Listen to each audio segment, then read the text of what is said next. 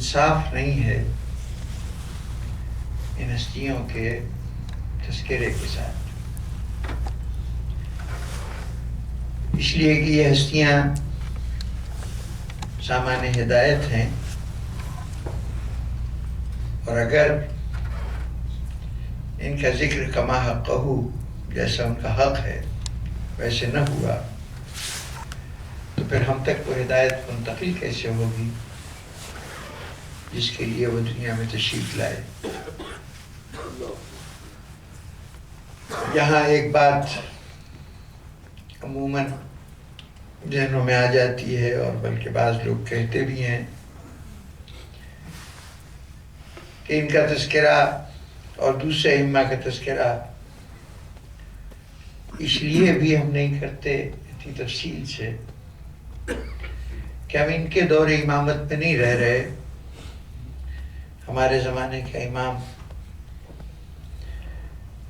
وہ ذات گرامی ہے کہ جو پردہ غیبت میں ہے، اور ہمارا رشتہ ان کے ساتھ ہے۔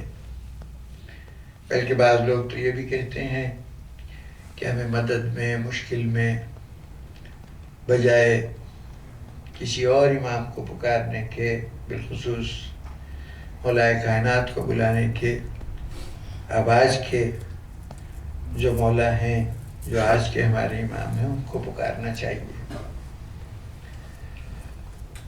تو ایک بات اس سلسلے میں بہت واضح طور پر ہمارے ذہنوں میں منتقل ہو جانی چاہیے کہ یہ بات نبوتوں میں بھی ہے اور بادشاہتوں میں بھی ہے کہ ایک نبی کی شریعت کچھ عرصے تک رہتی ہے، اس کے بعد جب دوسرا صاحب شریعت نبی آتا ہے تو پچھلے نبی کی نبوت ختم ہو جاتی ہے۔ اب اس کی یاد یا اس کا تذکرہ تبرکاً تو ہے، جزو ایمان بھی ہے، لیکن اس کی شریعت کو جاننا، سمجھنا، اس کے پیغام کو پہچاننا ضروری نہیں ہوتا۔ اور بادشاہتوں میں، حکومتوں میں بھی یہ ہوتا ہے کہ ایک حکمران کا دور حکومت ایک خاص تاریخ کو شروع ہوا اور ایک خاص تاریخ کو ختم ہو گیا، تو اب اس کے دور کا تذکرہ تاریخ کا تو جز ہے، لیکن ہمارے سامنے اس کے بنائے ہوئے قانون یا اس کے دیے ہوئے احکامات، ان کی کوئی حیثیت نہیں ہے۔ قانون اس کا چلے گا جو اس وقت کا حاکم ہے۔ یہ بات کسی اور جگہ بھی درست ہوگی، لیکن امامت کے سلسلے میں یہ بات اس طرح نہیں ہے۔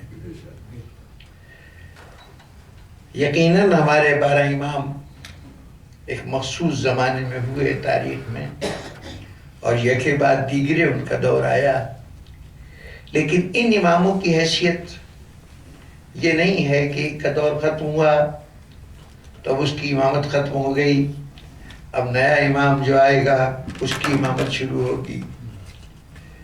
یہ کچھ اور مسلک ہیں، مثلا ہمارے اسماعیلی بھائی جو ہیں وہ ان کے ہاں یہ تصور ہے کہ پچھلے امام نے جو کچھ بھی دین کی تعبیر کی ہو، جو تشریح کی ہو، وہ اس امام کے ساتھ تھی، اب موجودہ امام جو حکم جاری کرے گا وہ نئی تعبیر ہوگی۔ ہمارے یہاں اولاً ہر امام کا بیان دوسرے سے مختلف نہیں ہوتا، احکامات جداگانہ نہیں ہوتے، کوئی نئی تعلیمات امام نہیں دیتا، ہر ایک کی ایک ہی تعلیم ہے۔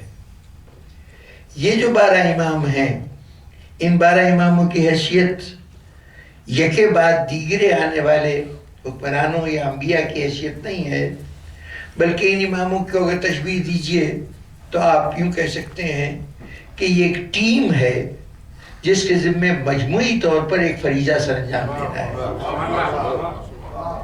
اور یہ ٹیم ہر وقت میدان عمل میں مصروف عمل ہے۔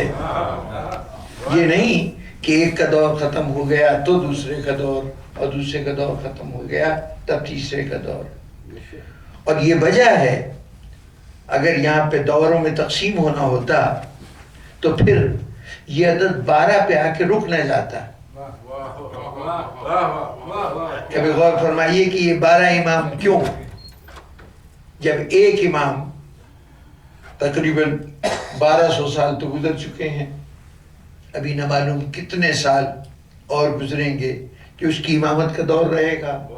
تو جب ایک امام 1200 سال کے لیے امام ہو سکتا ہے تو وہی 1400 سال کے لیے بھی ہو سکتا تھا، یعنی کسی ایک امامت پر معاملہ ختم ہو جاتا۔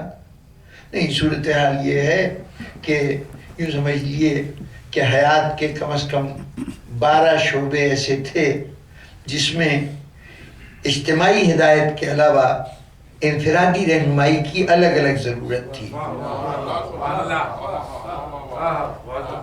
اب ان تمام شعبوں میں یہ لمبی بحث ہے، سمجھنا نہیں چاہتا۔ نبوت کے ساتھ فریضہ نبوت کا تھا کہ جہاں پیغام شریعت پہنچایا ہے وہاں اس پیغام کو عملی طور پر کر کے بھی دنیا کے سامنے دکھا دے، نمونہ کردار کی حیثیت سے دنیا کے سامنے اپنے کردار کو پیش کرنا، یہ رسالت کی ذمہ داری تھی۔ لیکن یہ ممکن نہیں تھا کہ ایک رسول یا ایک ذات زندگی کے تمام شعبوں کی یکساں نمائندگی کر سکے۔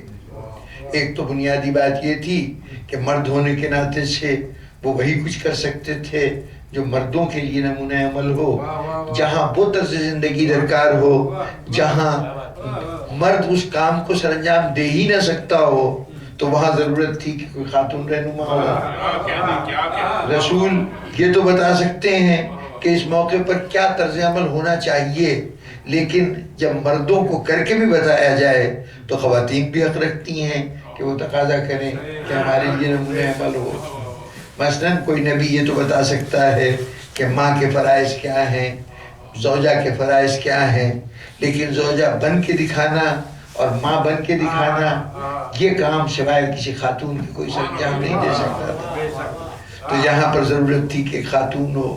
پھر سے یہ تو معاملہ ایک بنیادی طور پہ صرف کا معاملہ تھا، صرف مردوں ہی میں ہزاروں کیفیتیں ہیں۔ اگر ایک شخصیت حکمران بن کے دکھانا چاہے تو پھر کوئی یہ بھی تو بتائے کہ اگر محکوم ہو انسان تو پھر کیسے زندگی گزاری بن جائے۔ اگر کسی نے آزادی کے دور کا سبق سکھایا ہو تو اب وہ یہ بتاتا رہا کہ ایک آزاد انسان کی زندگی کیسے ہو، تو اب یہ کون بتائے کہ اگر کبھی انسان قید و بند میں گرفتار ہو جائے، ایسی کیفیت میں گرفتار ہو جائے کہ جہاں اس کو اپنے اعمال و افعال میں اپنی مرضی کے بجائے دوسرے کی مرضی کی پابندی کرنی ہو، تو وہاں پر وہ شریعت کے تقاضوں کو کیسے پورا کرے۔ زندگی کے کتنے شعبے ہیں جہاں پر ہمیں ایک شخصیت نے اگر ایک نمونہ عمل پیش کیا تو اس کا کچھ نہ کچھ جز باقی رہ جاتا ہے۔ زندگی اتنی متنوع، اتنی مختلف شکل کی ہے کہ اس کے اندر ایک فرد واحد کے لیے ممکن ہی نہیں ہے کہ وہ ہر ایک کی پوری نمائندگی کر سکے۔ قرآن مجید نے کہا کہ اپنے رسول کو حکم دیا کہ جہاد کرو کافروں کے ساتھ اور منافقوں کے ساتھ۔ حیات رسول میں تمام تر کافروں سے جہاد تو ہے، منافقوں سے جہاد نہیں ہے۔ اب کوئی تو ہو جو بتائے کہ اگر رسول منافقوں سے جہاد کرتے تو کیسے کرتے۔ ہمارے یہاں پاکستان میں ایک شہر ہے فیصل آباد، کبھی لال پور کہلاتا تھا، وہاں ایک اہل حدیث عالم ہیں مولانا محمد اسحاق صاحب، ان کی کچھ تقاریر پچھلے چند سالوں میں بہت مقبول و مشہور ہوئیں۔ سن 2006 میں انہوں نے مسلسل ایام محرم میں جتنے جمعے آئے اس میں بڑے خصوصی خطبے دیے اور بہت سے اختلافی موضوعات یا جہاں پر تاریخ کے وہ پہلو کہ جس پہ مختلف نقطہ نظر ہیں اس پہ انہوں نے بڑا عمدہ محاکمہ، بڑا عمدہ یعنی فیصلہ کرتا ہوا بیان جاری کیا۔ اس میں جنگ نہروان کا غالباً ایک موضوع تھا ایک تقریر کا، اس میں انہوں نے ایک بڑی بہت عمدہ بات کہی۔ وہ بڑے صاحب علم شخصیت ہیں اور اگر آپ لوگوں کو دلچسپی ہو تو اس نام سے ذرا نیٹ کے اوپر تلاش کیجیے گا، ان کی تقریریں مل جائیں گی، ضرور سنیے ایک صاحب علم جب آدمی دیانتداری سے بات کرتا ہے تو کیسے کرتا ہے. مسلک اہل حدیث ہیں, زندہ ہیں ماشاءاللہ سے, مسجد کے پیش نماز بھی ہیں اور فیصل آباد میں بڑا نام ہے. تو انہوں نے کہا کہ اگر دو باتیں ایسی ہیں اسلام میں کہ اگر دو شخصیتیں نہ ہوتیں, ایک حضرت علی کی ذات گرامی, ایک امام حسین کی ذات گرامی, اگر یہ دو شخصیتیں نہ ہوتیں تو ہمیں شریعت کے دو اہم فیصلوں کے متعلق قیامت تک نہ معلوم ہوتا کہ یہاں شریعت کا حکم کیا ہے. دو ایسے مرحلے ہیں کہ جس کے متعلق ہمیں قیامت تک نہ پتہ چلتا کہ حکم شریعت کیا ہے جب تک یہ دو شخصیتیں نہ ہوتی. ایک صورتحال یہ ہے کہ حاکم برحق, امام برحق کے خلاف اگر کوئی مسلمان کلمہ گو بغاوت کر دے تو ایسے باغی کے ساتھ کیا سلوک کرنا چاہیے. اور ایک کیفیت یہ ہے کہ کہیں کوئی حکمران صاحب تخت و تاج خدا سے بغاوت کر دے تو اس وقت مسلمان کی ذمہ داری کیا ہوتی ہے. پہلی صورت کہ جہاں حاکم برحق کے خلاف کسی بظاہر کلمہ گو نے بغاوت کی ہے وہ علی کے سامنے درپیش تھی, علی نے بتایا کہ اس کے ساتھ کیا سلوک کرنا چاہیے. اور جہاں حاکم نے خدا سے بغاوت کی تھی وہاں حسین کی ذات نے بتایا کہ کیا سلوک کرنا چاہیے. تو اب یہ طرز عمل ہیں جس کی وضاحت ان ائمہ نے کی ہے. تو اب یہ سمجھنا کہ ہم اگر عہد علی میں ہوں تو ہم یہ تو سیکھ جائیں گے کہ اگر حاکم برحق کے خلاف کوئی اور بغاوت کرے تو کیا کرنا چاہیے. تو اب حسین کے عہد میں نہ ہوتے ہوئے ہمیں نہیں معلوم یا حسین کے زمانے سے ہمارا تعلق نہیں ہے تو ہم ان کو کیسے اپنے لیے سند بنائیں اس بات کے لیے کہ کسی دور میں جب باطل ہم پہ حکومت کرنا چاہے اور اپنی مرضی کے مطابق چلانا چاہے تو ہمیں کیا کرنا چاہیے. چنانچہ ہمیں علی کی بھی ضرورت ہے, حسین کی بھی ضرورت ہے. اس طرح سے یوں سمجھیے کہ زندگی کے مختلف شعبے تھے کہ جن شعبوں میں یعنی ایک تو اجتماعی ذمہ داری ہے تمام اماموں کی, اور وہ اجتماعی ذمہ داری ہدایت کی ذمہ داری ہے. سب کے سب ہدایت مخلوق کے لیے یہ سارے معصوم آئے ہیں. لیکن اس کے بعد ان میں سے کچھ انفرادی شعبے ہیں. یوں سمجھ لیجئے کہ جیسے یونیورسٹی میں مختلف سبجیکٹ کے مختلف موضوعات کے اساتذہ ہوتے ہیں. اب سب کا کام پڑھانا ہے, سب کا کام تعلیم دینا ہے, لیکن اس تعلیم کے اپنے اپنے شعبے ہیں اور اس میں سے الگ الگ ماہر موجود ہے. ان سب سے درس حاصل کیا جائے گا, ان سب سے پڑھا جائے گا. ان میں سے کوئی شخص بھی یہ نہیں ہے کہ یہ چونکہ وہ پڑھاتا ہے تو باقی بیکار ہو گئے یا باقی پڑھاتے ہیں تو وہ بیکار ہو گئے. اس لیے یہ تصور کبھی بھی نہیں ہونا چاہیے کہ ایک امام کی غیر موجودگی کے بعد اب اس کا دور ختم ہو گیا, اب نئے امام کا دور ہے. بلکہ سچی بات یہ ہے کہ اگر آپ تمام اماموں کو بیک وقت امام نہیں مانیں گے, تمام اماموں کی امامت کو بیک وقت تسلیم نہیں کریں گے تو آج آپ کے لیے فقہ کے کسی مسئلے پر عمل کرنا ناممکن ہو جائے گا. اس لیے کہ آپ کے اس عہد کے امام نے تو آپ کو براہ راست احکامات بہت کم دیے ہیں. چند ہی احکامات ہیں جو ہمارے پاس اس امام سے براہ راست موصول ہوئے ہیں. جب اصول کافی اٹھا کے دیکھیے گا, من لا یعذر الفقیہ دیکھیے گا, الاستفسار دیکھیے گا, ہماری جتنی کتابیں ہیں تہذیب الاحکام دیکھیے گا, 4 بنیادی کتابیں, تو ان کے اندر جناب رسالت مآب صلی اللہ علیہ وسلم سے لے کے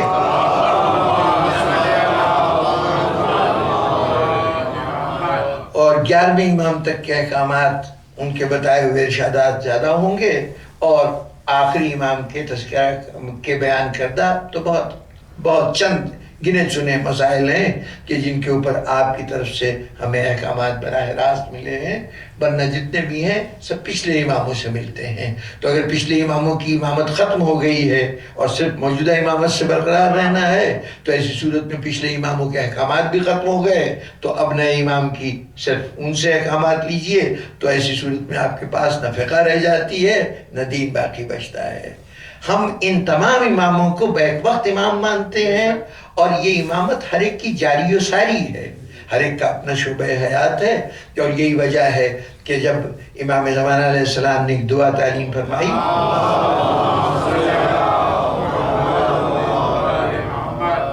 یہ ایک دعا جو اکثر آپ امام زمانہ کے حوالے سے جس کی رد بلا کے لیے جس دعا کو پڑھتے ہیں، وہ ایک شخص زندگی سے بالکل تنگ آ چکا تھا، قتل کے اس کے احکامات جاری ہو چکے تھے، اور وہ جا کے ایک قبرستان میں اس نے پناہ لی تھی، اپنے آپ کو چھپا کے وہاں بیٹھا ہوا تھا، تو وہاں پر امام ظاہر ہوئے تھے اور اس کو دعا تعلیم فرمائی تھی۔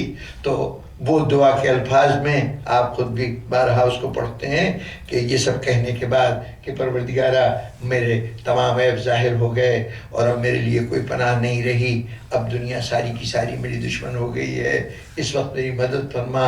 تو اس وقت امام تعلیم دیتے ہیں کہ اب دعا میں یہ کہو کہ یا علی یا محمد یا محمد یا علی، یعنی ایک ایک کا نام لے کے رسول اور جناب امیر المومنین کا، اور اس کے بعد پھر امام زمانہ کو بھی پکارو یا غوث، اور پھر ساتھ ساتھ یہ بھی کہتے رہو کہ مولا فوری طور پر مدد فرمائیے، اسی وقت ہمارے کام آئیے۔ یعنی اس دعا میں امام کی تعلیم کردہ دعا ہے، براہ راست خطاب ان کی ذات سے ہے، لیکن اس سے پہلے حضور کا واسطہ اور علی ابن ابی طالب کو آواز دینا، یہ بھی آپ تعلیم فرما رہے ہیں۔ اس کا مطلب یہ ہے کہ یہ نہ سمجھنا کہ علی کا دور ختم ہو گیا، آج یا علی مدد کہنے میں کسی کو اعتراض نہ ہو، یہ بھی اسی طرح سے ان کا وجود قائم ہے جیسے امام زمانہ کا وجود قائم و دائم ہے۔ بلکہ یہاں پر مزید وضاحت کر دوں کہ دعا میں تقسیم کی گئی ہے کہ کس مسئلے میں کس امام سے دعا کرو، یہ بھی درجہ بندی کی گئی ہے۔ اپنی تب زندگی کی مشکلات میں رد مشکلات کے لیے، حصول علم کے لیے، علم کے میدان میں درجات کے لیے جناب امیر کو وسیلہ قرار دو۔ جب کبھی زندگی میں رزق کی وسعت کی دعا کرنی ہے تو امام حسن علیہ السلام کا وسیلہ قرار دو۔ اگر کبھی دشمنوں میں گھرے ہوئے ہو، باطل سے ٹکرا رہے ہو اور تمہیں قوت و طاقت کی ضرورت ہے تو امام حسین کو وسیلہ قرار دو۔ عموماً ہم ابھی قبلہ نقوی صاحب بھی بیماروں کے لیے دعا کر رہے تھے، تو اس دعا میں آپ کہہ رہے تھے کہ بیمار کربلا کا واسطہ، جناب فاطمہ صغریٰ کا واسطہ، یہ ہم تاریخی حوالے سے بات کر رہے ہیں، ورنہ حدیث کے حوالے سے ہمیں یہ بتایا گیا کہ جب کبھی بیمار کے لیے دعا کرو تو امام موسی کاظم علیہ السلام کا حوالہ دو۔ گویا یہ شعبے ہیں جو ہر ایک کے نام منسوب ہیں، اور اس شعبے پہ کوئی حیرت کی بات نہیں ہونی چاہیے۔ آپ یہ دیکھیے کہ امام زمانہ امام حسین ہیں، لیکن باب الحوائج حضرت عباس کہلاتے ہیں۔ اس کا مطلب یہ ہے کہ ان کے سپرد یہ کام کیا گیا ہے کہ لوگوں کی مشکلات کو حل کرنا تمہارا کام ہے۔ یعنی جس طرح سے وزارتیں تقسیم ہوتی ہیں نا، اس طرح سے یہ وزارتوں کی تقسیم ہے۔ تو یہ تو امام حسین علیہ السلام کی اپنی جو انسانی ضروریات سے متعلق وزارت ہے وہ حضرت عباس کے حوالے سے ہے، لیکن ان تمام اماموں میں حضور کی کابینہ کی وزارتیں تقسیم ہیں، اور یہ سب مل کر حضور کی جماعت بناتے ہیں، کابینہ بناتے ہیں۔ امام زمانہ علیہ السلام کے لیے کہا گیا کہ ان کو اس وقت پکارو، ان کو بھی پکارنے کا حکم ہے، لیکن کس وقت پکارو؟ ایسے مواقع کہ جب کبھی صورتحال یہ ہو کہ دشمن کی تلوار تمہاری گردن کے اوپر رکھی ہو اور تم ایک لمحے کے بعد گردن کٹنے والی ہو، اس وقت امام کو مدد کے لیے پکارو۔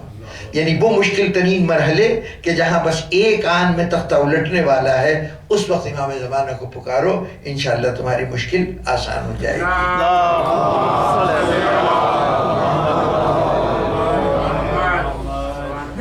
تو اس لیے اب جب سب اماموں کا دور مستقل طور پہ چل رہا ہے تو اس میں سے ہمیں ائمہ کو، کسی امام کے بھی حالات زندگی کو، ان کے کارناموں کو، ان کے اہم فرائض کو جو انہوں نے سر انجام دیے ہیں ہم نظر انداز نہیں کر سکتے۔ ان کے خصوصی شعبے کو جاننا ہماری ذمہ داری بن جاتی ہے۔ اب یہاں صورتحال یہ ہے کہ ہم جب ائمہ کے احوال کے حوالے سے اپنے آپ کو دیکھتے ہیں تو ہمیں اندازہ ہوتا ہے کہ ہم امامت کی تاریخ کے سلسلے میں، ان کے کارناموں کے سلسلے میں ہماری معلومات بہت محدود ہیں۔ چند جملے ہم اگر کہتے ہیں تو ائمہ کے ذاتی کردار اور شخصیت کے متعلق بڑے انہوں نے اتنے حج کیے، اتنی عبادتیں کیں، اتنے روزے رکھے، اتنے سخی تھے، اتنے شجاع تھے وغیرہ. یا پھر ہم نے اگر کوئی بیان کیا تو یہ کہ 2 3 معجزات ہر امام سے منسوب ہیں، ان معجزات کا تذکرہ کر دیا. اور یا پھر ان مظالم کا بیان کر دیا جو اس امام کے زمانے میں اس دور کے حکمرانوں کی طرف سے یا اس دور کے لوگوں کی طرف سے اس امام پہ ڈھائے گئے. اب اگر غور فرمائیے تو یہ تینوں شعبے جو ہیں وہ اپنے طور پر بنیادی موضوع نہیں ہیں. ان میں سے جب آپ شخصی صفات کا، کمالات کا تذکرہ کر رہے تھے تو در حقیقت اس کوالیفیکیشن کا تذکرہ کر رہے تھے جن کی موجودگی کی وجہ سے اسے منصب امامت عطا کیا گیا. اگر شخصیت ایسی نہ ہوتی، یوں شجاعت نہ ہوتی، یہ علم نہ ہوتا، یہ ان کے اندر یہ تمام صلاحیتیں نہ ہوتی تو اللہ تعالیٰ نااہل کو منصب نہیں عطا کرتا. اس نے اہل سمجھ کر ہی منصب عطا کیا ہے. تو یہ اہلیت ہے ان کی، یہ گویا وہ صلاحیت ہے جس کی بنا پر امامت دی گئی ہے. پھر اس کے بعد جہاں تک معجزات کا تعلق ہے تو چونکہ خود سے امام نہیں بنے تھے، ہم نے امام نہیں بنایا تھا، خدا نے ہی منصب عطا کیا تھا، اس لیے کوئی اتھارٹی لیٹر، کوئی اپوائنٹمنٹ آرڈر اس قسم کے کہ جس کی تردید نہ ہو سکے وہ ساتھ ہونا چاہیے تھا. تو یہ معجزے تو اس بات کی دلیل ہیں کہ یہ اللہ کی طرف سے آئے ہیں، خود اپنے طور پر دعوی امامت نہیں کر رہے ہیں. تو اب یہ دلیل امامت ہیں، عین امامت نہیں ہے. یہ امامت خود امامت نہیں ہے، یہ امامت کی دلیل ہے، ثابت کرتے ہیں کہ اللہ کی طرف سے ہی منصب ملا ہے. اور یہ مصائب جو ہیں، یہ تمام مصائب وہ قیمت ہیں جو اماموں نے اپنے دور امامت کے مقاصد کو حاصل کرنے کے لیے ادا کی ہے.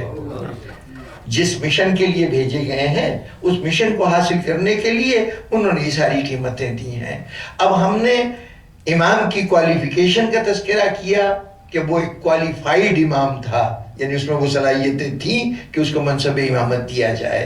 ہم نے یہ بھی تذکرہ کیا کہ وہ اللہ کی طرف سے آیا تھا اور اس کے لیے یہ دلیلیں تھیں اس کے پاس. اور ہم نے اس کا بھی تذکرہ کیا کہ اس نے اپنے مقصد امامت کو حاصل کرنے کے لیے یہ قربانیاں دی ہیں. لیکن وہ اصلی امامت کیا تھی اس کا تذکرہ ہم نے بالکل نہیں کیا. وہ جو مشن لے کے آیا ہے، جو عظیم کارنامہ سر انجام دینے آیا ہے، اس کا ہم نے بالکل ذکر نہیں کیا کہ اس امام نے کیا کارنامہ سر انجام دیا. اب اس کے سلسلے میں جتنی گفتگو ہوتی ہے تو ہم کچھ باتیں مولا کائنات کی کر دیتے ہیں، کوئی تذکرہ امام حسین علیہ السلام کا کرتے ہیں، اور سچ پوچھئے تو وہ بھی تذکرے بڑے ادھورے ہیں. اگر پوری تاریخ امامت کو اٹھا کے دیکھیے گا تو مجھے تو ایسا لگتا ہے، اگر یہ تشبیہ ذہنوں پہ گنا نہ گزرے، مجھے ایسا لگتا ہے کہ پوری تاریخ امامت میں 2 دن ہیں اور باقی راتیں ہیں. وہ 2 دن کون سے ہیں؟ یعنی کہ دن اور رات کا فرق کیا ہے کہ دن کی خصوصیت یہ ہے کہ ہر چیز سورج کی روشنی میں سامنے نظر آتی ہے، اور رات کی صورت یہ ہے کہ جس چیز پر روشنی ڈالی جائے وہ تو دکھائی دے گی، ورنہ اپنے طور پر چیزیں دکھائی نہیں دیتی. تو 2 دن ہیں ٹوٹل پوری تاریخ اسلام میں، صرف 2 دن ہیں. ایک دن حیات رسالت ہے اور ایک دن کربلا ہے. حیات رسالت میں آپ کو سارے واقعات مل رہے ہیں، جناب امیر المومنین علیہ السلام کی زندگی کے سارے کارنامے حیات رسالت کے دوران ہماری نگاہوں کے سامنے ہیں. بدر میں یہ کیا، احد میں یہ کیا، خندق میں یہ کیا، خیبر میں یہ کیا، اور اس کے فوراً بعد ادھر چشم رسالت بند ہوئی، ادھر تاریخ نے فوراً علی بن ابی طالب کا باب بند کر دیا. اب گویا طویل عرصے تک علی خاموش ہیں، 25 سال کا عرصہ گزر گیا، کوئی علی کا تذکرہ، کبھی کہیں مشورہ دیتے نظر آ گئے، کبھی کسی مسئلے کی وضاحت کرتے ہوئے کسی مقدمے کے فیصلہ کرتے نظر آ گئے. اب ہم نے توجہ گویا اس وقت کی تفصیلات ہماری نگاہوں کے سامنے نہیں ہیں. اب یہ اپنے طور پر ایک موضوع ہے کہ اصل تفصیلات جو ہماری ضرورت ہیں وہ اس وقت شروع ہوتی ہیں. حیات رسالت کا علی ہماری ضرورت نہیں ہے. حیات رسالت کا علی ہماری ضرورت نہیں ہے، حیات رسالت کا علی رسول کی ضرورت ہے۔ ذرا غور فرمائیے کہ اس وقت وہ رسول کی ضرورت ہے۔ جو کچھ انہوں نے احد میں کیا، بدر میں کیا، خندق میں کیا، خیبر میں کیا، ہر مرحلے پر جو کچھ علی کر رہے ہیں وہ ناصر رسول کی حیثیت سے کر رہے ہیں۔ یہ نصرت رسول کی ضرورت ہے۔ ابھی علی ہماری ضرورت نہیں بنے۔ علی کب ہماری ضرورت تو نہیں بنیں گے؟ جس وقت رسول دنیا سے تشریف لے جائیں گے اور اب ہادی کی ضرورت ہوگی، تب علی کی ضرورت ہمیں پیش آئے گی۔ اب رسول کی ضرورت جو علی تھا اس کے متعلق تو ہم پوری تفصیل سے جانتے ہیں۔ جو علی ہماری ضرورت ہے اس کے متعلق ہم نے کہا کہ وہ گھر میں خاموشی سے بیٹھ گئے تھے، تب تو تاج پہ کوئی اور بیٹھا ہوا تھا۔ اس علی سے ہماری واقفیت ہی نہیں جو ہماری ضرورت ہے۔ تو بہر طور یہ اپنے طور پر ایک بہت ہی تفصیلی موضوع ہے، لیکن میں کچھ یوں سمجھیے کہ چونکہ یہاں پر کچھ ایسے ارباب فکر بھی بیٹھتے ہیں میرے سامنے، کم و بیش زیادہ تعداد انہیں کی ہے کہ جو خود بھی تھوڑا بہت ذوق مطالعہ رکھتے ہیں اور شوق رکھتے ہیں، تو میں چاہتا ہوں کہ ذرا سے اس انداز سے بھی حالات کو اور واقعات کو اور خاص طور پر ماضی کی تاریخ کو دیکھا جائے۔ تو چنانچہ وہاں پہ بھی یہ صورتحال ہے کہ صرف ہم اس علی کو جانتے ہیں جو عہد رسالت میں ہے۔ اس کے بعد حسین کی بات آتی ہے تو ذرا غور فرمائیے، اس حسین کو تو ہم بہت اچھی طرح جانتے ہیں جو عہد رسالت میں تھا کہ رسول نماز پڑھ رہے ہیں تو وہ پشت پہ سوار ہیں، عید کے لیے جانا ہے تو کندھے پہ سوار ہیں، اور حضور جو کچھ ارشاد فرما رہے ہیں اپنے نواسے کے متعلق وہ بھی ہمارے علم میں ہے۔ بچپنے کے چھوٹے چھوٹے واقعات بھی ہمارے سامنے آتے ہیں کہ کبھی تختی لکھ کے ماں کو دکھایا جا رہا ہے، دونوں بھائیوں کے آپس کی بات چیت ہے، یہ سب تفصیلات ہمیں مل رہی ہیں۔ چشم رسالت بند ہوئی، اب حسین پھر تاریخ سے غائب ہیں، کوئی تذکرہ نہیں ملتا۔ پھر اس کے بعد تذکرہ آتا ہے تو سن 60 ہجری میں مدینے میں مطالبہ بیعت کیا جاتا ہے۔ اب حسین کا تعارف پھر شروع ہوتا ہے، اور پھر اب ایک ایک لمحہ تاریخ کی نگاہ کے سامنے ہے۔ آج حسین مدینے میں ہیں، آج مکے میں ہیں، اب سفر میں ہیں، اس تاریخ کو کربلا میں پہنچے، یہاں یہ واقعات ہوئے، پوری تفصیل اس میں موجود ہے۔ اور پھر واقعہ کربلا کے جتنے کردار ہیں اس وقت تک ہمیں نظر آتے رہے جب تک کربلا کا تسلسل جاری رہا۔ جیسے ہی شام سے مدینے میں قافلہ پہنچتا ہے اس کے بعد پھر سناٹا چھا جاتا ہے۔ پھر اس کے بعد سے لے کے 12ویں امام تک آپ کے سامنے تاریخ جو ہے بس کبھی کبھی جھلک، جیسے کہیں آپ تار سے لے کے یوں گھماتے چلے جا رہے ہیں تو کوئی تھوڑے تھوڑے جز جو اس روشنی میں نظر آتے ہیں بس اتنا دکھائی دیتا ہے، باقی نہیں دکھائی دیتا۔ لیکن یہ 2 دن تاریخ اسلام کے نکال دیجئے، جو باقی راتیں ہیں، اس تشبیہ پہ برا نہ مانیے گا کہ میں امہ کے دور کو راتیں کہہ رہا ہوں، یہ راتیں ہیں لیکن شب قدر کی طرح کی راتیں ہیں۔ اور شب قدر کی رعایت کی تشبیہ سے جو اپنی ہماری آپ کی ذمہ داری بنتی ہے، وہ ذمہ داری یہ بنتی ہے کہ یہ شب قدر میں بھی وہ لمحہ جو شب کو شب قدر بناتا ہے وہ یوں ہی نہیں مل جائے گا، وہ تلاش کرنے سے ملے گا۔ ان ائمہ کی زندگی کے بھی وہ لمحات جو ہمارے لیے ہدایت و رہنمائی کا ذریعہ ہیں، اس کے لیے تلاش کرنے کی ضرورت ہے۔ وہ ہمارا کام ہے کہ ہم اس کو تلاش کریں۔ اب یہ بات نہیں کہ وہ ہمارے پرانے بزرگوں نے کوئی کوتاہی کی ہے اور ان لمحات کے متعلق انہوں نے تفصیلات جمع نہیں کی، جی نہیں، بات اتنی سی ہوتی ہے کہ ہر عہد کے اس کے علم، اس کے تجربے اور اس کے مقام کے اعتبار سے ایک ضرورت ہوا کرتی ہے۔ ایک بچے کے لیے اتنا جان لینا کافی ہے کہ اگر اس سے پوچھا جائے کہ تمہیں کھانا کون دیتا ہے تو وہ یہ کہہ دے گا کہ مجھے ماں کھانا دیتی ہے۔ اس کے لیے یہی بات کافی ہے، اس کی ضرورت کو پورا کرتی ہے، اتنی سی بات کہ میری جتنی ضروریات ہیں وہ ماں سے پوری ہوتی ہیں۔ ذرا بڑا ہوتا ہے تو اس کو پتہ چلتا ہے کہ سب کچھ ماں نہیں کرتی، بلکہ بازار جانا پڑتا ہے، وہاں پر مختلف دکانوں پہ چیزیں ملتی ہیں تو وہاں سے ہماری ضروریات پوری ہوتی ہیں۔ پھر اور بڑا ہوتا ہے تو پتہ چلتا ہے کہ محض بازار جانے سے سودا نہیں آ جاتا، بلکہ اس کے لیے کچھ وسائل بھی ہوتے ہیں، اور وہ وسائل کے لیے باپ تک وہ دو کرتا ہے۔ پھر اور بڑا ہوتا ہے، شعور پختہ ہوتا ہے تو معلوم ہوتا ہے نہ ماں دیتی ہے، نہ بازار دیتا ہے، نہ باپ دیتا ہے، بلکہ رازق تو کوئی اور ذات ہے کہ وہاں سے سب کچھ عطا ہوتا ہے۔ اور وہاں پہنچ کر بھی ساری زندگی یہ نہیں پتہ چلتا کہ رازق کس کس ذریعے سے دیتا ہے۔ وہ کبھی رزق کا انتظار دائیں طرف کر رہا ہوتا ہے کہ رزق بائیں طرف سے آ جاتا ہے، کبھی وہ رزق سامنے تلاش کر رہا ہوتا ہے، رزق پشت سے آ جاتا ہے۔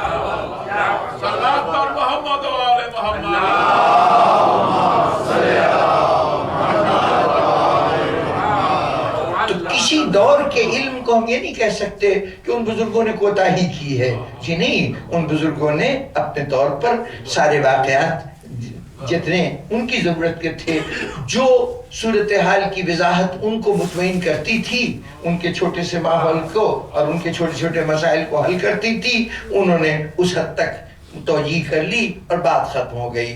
کسی زمانے میں غیبت امام کے لیے اتنا سمجھ لینا کافی تھا کہ یہ حفاظت امام کے لیے کیا گیا ہے، ظالموں کے ظلم سے بچانے کے لیے کیا گیا ہے۔ لیکن اب اگر آج آپ کے دور میں اتنی سی توجیہ کافی نہیں ہے، یعنی یہ بھی اس وجہ کا حصہ ہوگی، وہ تمام تر وجہ نہیں ہوگی غیبت کی۔ غیبت کا واحد سبب یہ نہیں ہوگا کہ حفاظت امام مقصود ہے، ورنہ جو فرعون کے گھر میں موسیٰ کو پرورش دلا سکتا ہے، اس کے لیے حفاظت کرنا کون سا بڑا مسئلہ ہے؟ جی، تو پھر اب اگر آج یہ مسئلہ ہے تو اب یہ آج غور کرنا ہمارا کام ہے۔ جب ضرورت پیش آئی ہے تو اب آپ کو اس حوالے سے جاننا ہے، یہ نہیں کہ آپ تاریخ بدل دیجئے، کوئی نئے واقعات وضع کر لیجئے، نہیں، وہی واقعات ہیں، وہی تفصیلات ہیں جو کچھ آپ کو تاریخ نے عطا کیا ہے۔ مجھے یقین ہے کہ جتنی ضرورت اس وقت کے معاشرے کی ہے، اتنے تاریخ کے ان حصوں کی حفاظت کرنا آپ کی نہیں، اس اللہ کی ذمہ داری تھی جنہوں نے ان کو ہادی بنایا ہے۔ اگر ہدایت ہم تک پہنچتی نا تو پھر ہم سے جواب طلبی کا حق نہیں پہنچتا پروردگار عالم کو۔ وہ ہدایت پہنچی ہے، موجود ہے، صرف اس میں سے ہمیں تلاش کرنا ہے۔ اسی طرح سے کہ شب تو آ گئی ہے، اس میں سے قدر تلاش کرنا تمہارا کام ہے۔ یہ ہر دور میں آج بھی وہ جتنا مواد موجود ہے اس میں اپنے دور کے مطابق، یہ نہیں کہ اگر میں کوئی وضاحت کروں گا تو یہ حرف آخر ہوگا، جی نہیں، یہ میرے عہد کی ضرورت ہے، اس ضرورت کے تحت جو کچھ میری سمجھ میں آتا ہے اس کی طرف توجہ دلا سکوں گا۔ اس کے بعد بلکہ اسی عہد میں کچھ ایسے صاحبان علم ہوں گے کہ وہ اور صفحے پلٹیں گے تو انہی واقعات میں ان کو کوئی اور گوشہ نظر آئے گا، کوئی اور کام نظر آئے گا۔ ہم نے ماضی میں عام طور پر مسئلے کو، کہیں کوئی مسئلہ آیا تو وہاں پر یوں سمجھیے کہ ایک طرح کی تناسانی کا مظاہرہ کیا کہ یہ کہہ دیا کہ یہاں حالات ایسے تھے اس لیے امام نے ایسے کیا ہے۔ علی ابن ابی طالب کیوں خاموش ہیں؟ اس لیے خاموش ہیں کہ اقتدار تو دوسروں کے قبضے میں تھا۔ اب علی کیا کرتے؟ انہوں نے یہی بہتر سمجھا کہ اس وقت گھر کے اندر بیٹھیں۔ دوسرا عذر ہم نے یہ پیش کر دیا کہ حضور نے وصیت فرمائی تھی کہ علی تم خاموش گھر میں بیٹھ جانا، تلوار نہ نکالنا۔ بس اب ہمارے لیے اطمینان کے واسطے یہ بات کل تک کافی تھی، لیکن آج یہ بات کافی نہیں ہے، اس لیے کہ ہم رسول کو بھی عادل سمجھتے ہیں، امام کو بھی عادل سمجھتے ہیں۔ عادل سمجھنے کا مطلب یہ ہے کہ ان کا کوئی عمل مصلحت کے بغیر نہیں ہوتا، کوئی عمل سبب کے بغیر نہیں ہوتا، اور سبب بھی وہ سبب جسے عقل سمجھ سکتی ہے، اگر عقل چاہے تو اس سچائی تک پہنچ سکتی ہے۔ یہی لفظ اللہ کے ساتھ استعمال ہوتا ہے تو اس کا مطلب وہ جسٹس کے معنوں میں عادل نہیں، وہ ایک جز ہے عدالت کا۔ عدالت کے اصلی معنی یہ ہے کہ اگر اس نے کسی شے کو جائز قرار دیا ہے یا حلال قرار دیا ہے یا کسی شے کو حرام قرار دیا ہے تو جو حلال قرار دیا ہے اس کے اپنے اندر ان بلٹ ایسی صفات موجود ہیں کہ اس کو حلال ہونا چاہیے تھا، اور جس کو حرام، یعنی یہ نہیں ہے کہ اللہ کے سامنے ساری چیزیں جمع تھیں، اس نے ایک مرتبہ اتنا ایک ڈھیر الگ کیا، یہ حلال ہے یہ حرام ہے، جی نہیں، یہ کوئی ومزیکل فیصلہ نہیں ہے۔ ہر حلال میں وجہ ہے اس کے حلال ہونے کی، اور ہر حرام میں اس کی وجہ ہے حرام ہونے کی، اور یہ وجوہات عقلی ہیں، یعنی ان کو عقل سمجھ سکتی ہے۔ اگر عقل صحیح ہو تو پھر وہ بھی اس نتیجے پہ پہنچ سکتی ہے جس کو شریعت نے بتایا ہے۔ شریعت نے اپنے فیصلے کے طور پر بتایا ہے، بشرطے کہ تمہاری عقل اتنی کامل ہو، تعصبات سے بالا تر ہو، اس کا فیصلہ کسی قسم کے تاثرات سے عاری ہو، اور دوسری بات یہ کہ اس کو فیصلے کرنے کے لیے وہ را مٹیریل جس کو معلومات کہتے ہیں وہ اتنی موجود ہو کہ وہ چیز کے ہر گوشے کو سمجھ سکے، ہر پہلو کو جان سکے۔ تو ایسی صورت میں عقل بھی وہی فیصلہ کرے گی جو فیصلہ قدرت نے بطور شریعت کے نافذ کیا ہے۔ بات سے بات نکلتی ہے، ایک جملے میں اگر بات پہنچ سکے، یہ صورتحال شاید انسانیت کو کبھی سمجھ میں نہیں آتی کہ عقل انسانی کا فیصلہ خداوندی سے بالکل مطابقت رکھتا ہے۔ اس کے یہ بات کبھی اس بات کے لیے ہمارے پاس کوئی دلیل نہ ہوتی اگر کربلا نہ ہوتی۔ کربلا میں شب عاشور یہ اہتمام کیا گیا کہ ایک مرتبہ عقل انسانی پر سے تمام پہرے ہٹا دیے گئے۔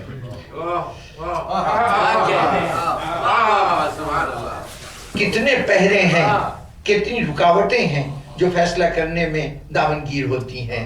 کبھی ہمارے فیصلے پر ہمارے جذبات غالب آ جاتے ہیں جو صحیح فیصلہ کرنے میں رکاوٹ بن جاتے ہیں۔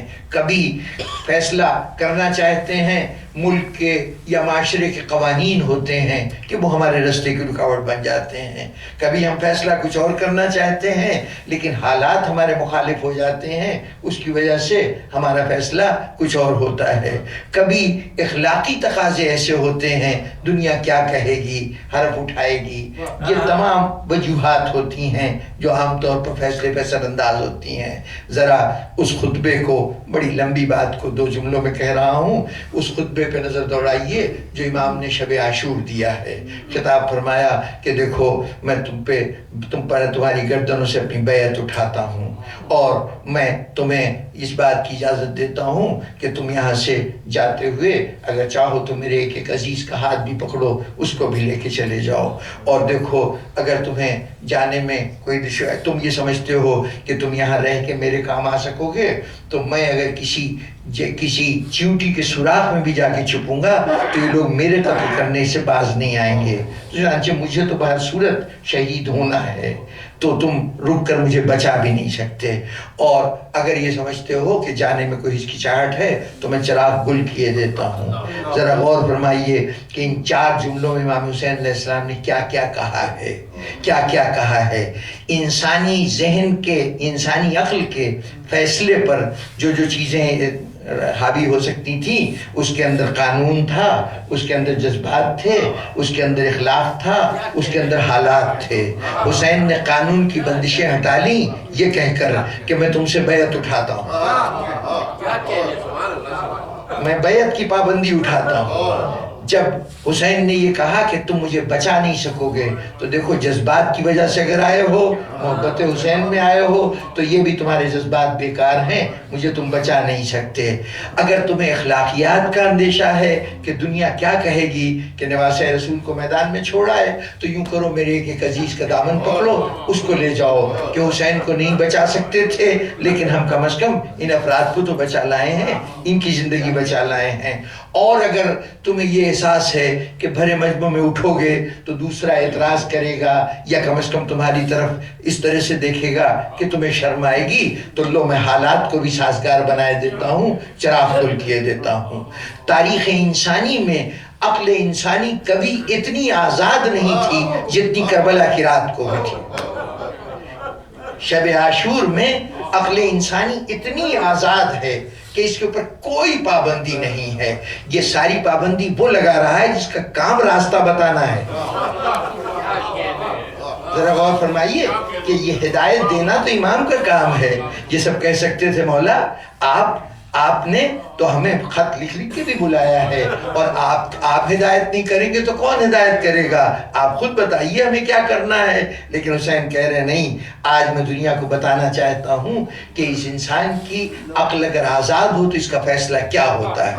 چنانچہ دیکھا کہ جب عقل آزاد ہوئی تو اس کا فیصلہ اور حسین کا فیصلہ ایک فیصلہ، خدا کے نمائندے کا فیصلہ اور بشریت کا فیصلہ ایک فیصلہ تھا۔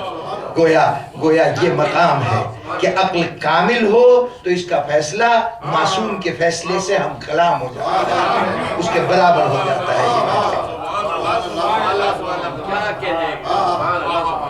تو اب عقل صحیح ہو تو اس کا فیصلہ یقیناً اللہ کی منشا کے مطابق ہوتا ہے، رضا کے مطابق ہوتا ہے، بشرطے کہ عقل صحیح موجود ہو، اس کا فیصلہ تمام تعصبات سے آزاد ہو کر وہ فیصلہ کرے۔ تو چنانچہ عدالت کا مفہوم یہی ہوتا ہے کہ جو کچھ بھی ہے وہ عقلی ہے، بشرطے کہ عقل آزاد ہو، اس پہ تعصبات کی پٹیاں نہ ہوں، مصلحتیں نہ ہوں، جذبات کی تہیں نہ جمی ہوئی ہوں، جس میں حالات کے تحت وہ نہ آیا ہو، قانون کے ضابطے میں نہ جکڑا ہوا ہو، تب جو بھی فیصلہ کرے گا وہ عین فیصلہ خدا بندی کے مطابق ہوگا۔ تو بہر دور بزرگان گرامی، اب جو کچھ امام نے اپنے اپنے دور میں کیا ہے وہ خالصتاً عقلی ہے، وہ خالصتاً عقل و دانش کے مطابق ہے۔ رسول نے جو کچھ کیا، جو کچھ ائمہ نے کیا، وہ سب اسی کے پیمانے پہ پرکھا جائے گا کہ اس میں سے کوئی بات بھی خلاف عقل نہیں ہے، بشرطے کہ عقل صحیح ہو۔ تو اب جب رسول رہنمائی فرما رہے تھے اور اس کے بعد ایک ٹیم چھوڑ کے گئے ہیں، تو اس ٹیم کا ہر فرد ہمارا رہنما ہے، ہماری ہدایت کر رہا ہے، اس میں سے کوئی فرد بھی غیر اہم، غیر ضروری نہیں ہے۔ ان میں سے ہر فرد کو یکساں اہمیت دیجیے اور مسلسل اہمیت دیتے رہیے۔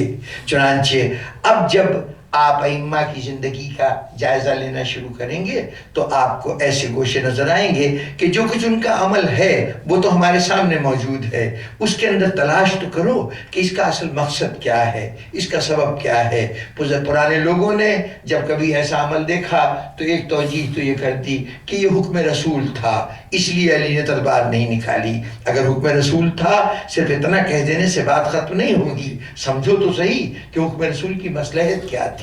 یہ نہیں تھا کہ ہو تو یوں بھی سکتا تھا لیکن رسول نے کہہ دیا کہ یوں کر لو اس لیے علی ایسا کر رہے ہیں، جی نہیں، یعنی ہو تو یوں بھی سکتا تھا کہ تلوار چلا لی جاتی اور چونکہ رسول نے حکم دے دیا تھا اس لیے تلوار نے عام سے باہر نہیں نکالی۔ اگر یہ بات ہوتی تو پھر رسول کا فیصلہ جو ہے وہ عقلی فیصلہ نہ ہوتا، چونکہ عقلی فیصلہ ہے اس لیے کہنا پڑے گا کہ سوائے اس کے اور کچھ ہو ہی نہیں سکتا تھا جو علی نے کیا ہے، وہی ایک واحد بہترین طریقہ کار تھا۔ تو اس لیے بزرگان گرامی یہ توجیہ بڑی اس وقت کے لوگوں کو مطمئن کر دیتی ہوگی، آج کے انسان کو مطمئن نہیں کرے گی۔ وہ پوچھے گا کہ آخر رسول نے اگر یہ حکم دیا تھا تو کیوں حکم دیا تھا۔ دوسری ہماری توجیہ ہوتی ہے ایسے تمام موقع پر کہ جہاں صورتحال ہماری سمجھ میں نہیں آتی تو ہم کہتے ہیں دراصل حالات ایسے تھے۔ امام حسن نے سلو اس لیے کر لی کہ اس وقت کوئی سپورٹر نہیں تھا، مومنین کی تعداد اتنی کم تھی کہ پرخلوص مومنین کی کہ امام حسن کے لیے اب کوئی چارہ کار نہیں تھا کہ سوائے سلو کرتے۔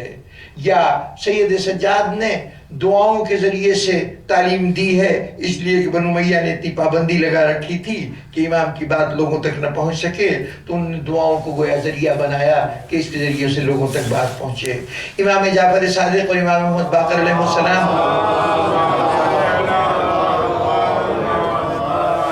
ان کے ذریعے سے جو ہم تک علم منتقل ہوا تو اس کا سبب یہ ہوا کہ اس وقت بنو امیہ اور بنو عباس آپس میں لڑ رہے تھے، تو اب حالات نے موقع فراہم کر دیا کہ امام ہم تک اپنی تعلیمات کو پہنچا دیں۔ جناب والا، امام حالات کا پابند نہیں ہوا کرتا، مجبوری اور امامت یہ دونوں منطقی طور پر ایک جگہ جمع نہیں ہو سکتے۔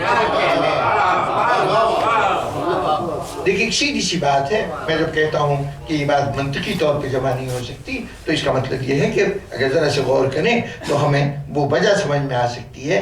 یہ کوئی محض یوں نہ سمجھیے کہ عقیدت مندی کے تحت میں کہہ رہا ہوں کہ امام مجبور نہیں ہو سکتا، یہ میرے عقیدے کا معاملہ ہے، یہ عقیدے کا معاملہ نہیں ہے۔ امام رہبر ہے، رہنما ہے۔ دیکھیے ایک راہرو راستے پہ چلتے ہوئے جاتا ہے، آگے معلوم ہوتا ہے راستہ بند ہے تو وہ رک جائے گا، جب راستہ نہیں ہوگا تو وہ تو رک جائے گا، لیکن جس نے یہ ذمہ داری لی ہے کہ منزل تک میں پہنچاؤں گا، تو اب اگر راستہ نہیں ہے تو راستہ بنانا اس کا کام ہے۔ راستہ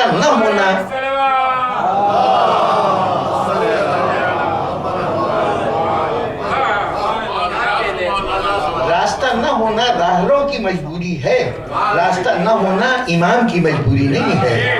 امام تو آیا ہی اس لیے ہے کہ مجھے منزل مراد تک پہنچائے، تو اگر منزل مراد تک وہ نہیں پہنچاتا تو پھر امام کا ہے کہوں گا۔ امامت اور مجبوری جمع نہیں ہو سکتی۔ کبھی امام کا ذکر کرتے ہوئے یہ نہ کہیے پرانے لوگ مطمئن ہو جاتے تھے یہ بات کہہ کہ ہو جایا کریں، آج کا ذہن یہ بات ماننے کو تیار نہیں کہ امام مجبور ہو جاتا ہے۔ کوئی مرحلہ امامت کی زندگی میں ایسا نہیں آتا جہاں وہ مجبور ہو جائے، وہ تو حالات کو جو چاہے شکل دے دیتا ہے، جس طرح دل چاہے حالات کو رخ موڑ دیتا ہے، اسے یہ نہ سمجھیے کہ وہ مجبور ہو جائے گا۔ تو بزرگان گرامی، اب امامت کا جائزہ لیتے ہوئے ہمیں یہ سمجھ لینا چاہیے کہ امامت جو کچھ کرتی ہے وہ محض اس کے لیے یہ توجیہات کل کے انسان کو مطمئن کر سکتی تھیں۔ میں پھر بار بار کہہ رہا ہوں کہ میں بزرگوں کے طرز عمل کو غلط نہیں کہہ رہا، ان کے لیے اتنا ہی کافی تھا، وہ مطمئن ہو جاتے تھے۔ اب میری نسل مطمئن نہیں ہوتی، میرے بعد والوں کی نسل تو مجھ سے زیادہ غیر مطمئن ہوگی نا۔ تو اب ہماری ذمہ داری یہ ہے کہ علم کے روشنی میں قدم کو آگے بڑھائیں۔ معلومات تو وہی ہیں جو کل بھی تھیں، نتائج نکالنے میں اب نئی فکر کو دخل دیجئے اور امامت کے کردار کو اس سطح سے جائزہ لینا شروع کیجئے کہ آج کے جو سوالات ہیں ان کا جواب انہی واقعات میں پنہاں ہے، اس کے ذریعے سے جانا جائے کہ یہ کیا ان کے عمل کی مصلحت کیا تھی۔ یاد رکھیے یہ مصلحت ہماری سمجھ میں جب نہیں آتی تو یہ جو توجیہات کی جا رہی ہیں کہ جی مجبور ہو گئے تھے، حالات ایسے تھے، اس کا سبب کیا ہے؟ بات اتنی سی ہے کہ اللہ کے معاملات جو ہیں وہ کتنی ہماری سمجھ میں آتے ہیں۔ اللہ کا کوئی کام مصلحت کے بغیر نہیں ہوتا، لیکن کتنی مصلحتیں ہماری سمجھ میں آتی ہیں۔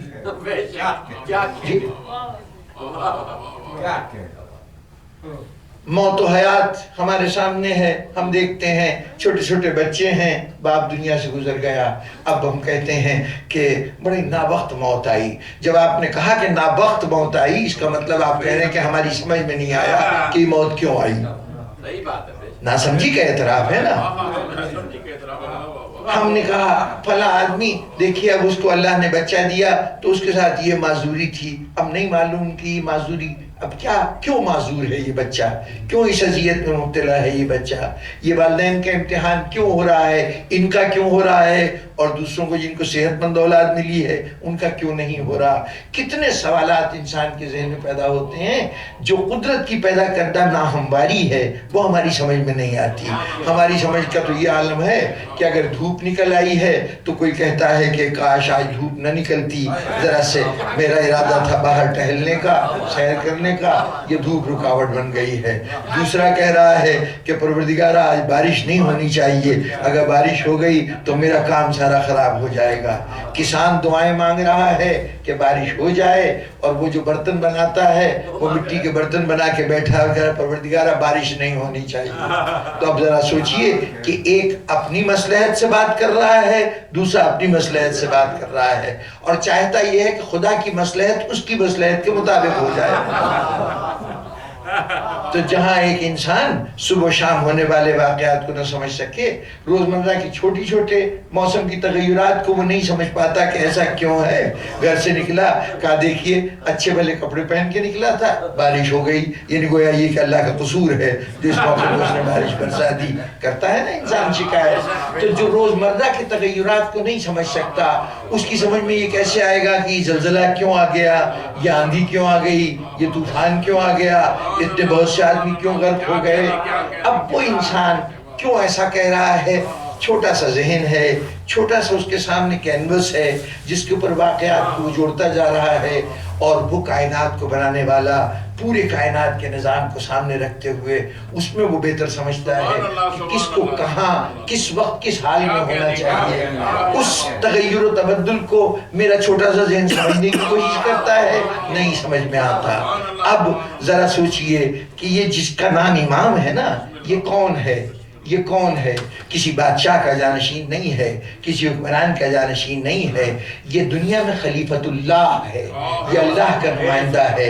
جس طرح اللہ کی حکمتیں سمجھ میں نہیں آتی، امام کی حکمتیں بھی ہماری سمجھ سے باہر ہیں۔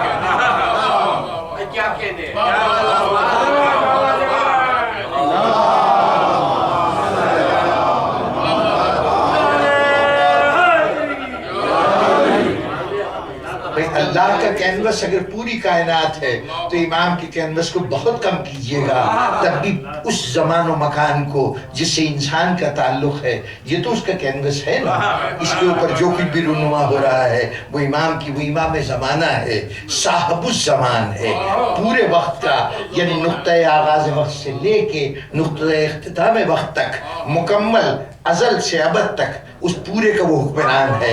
اس پوری وسعت کو سامنے رکھ کر وہ ایک قدم اٹھا رہا ہے، تو اب اس قدم کو سمجھنے کا دعویٰ میں کیسے کر سکتا ہوں جو ایک انتہائی محدود سے وقت سے تعلق رکھتا ہے؟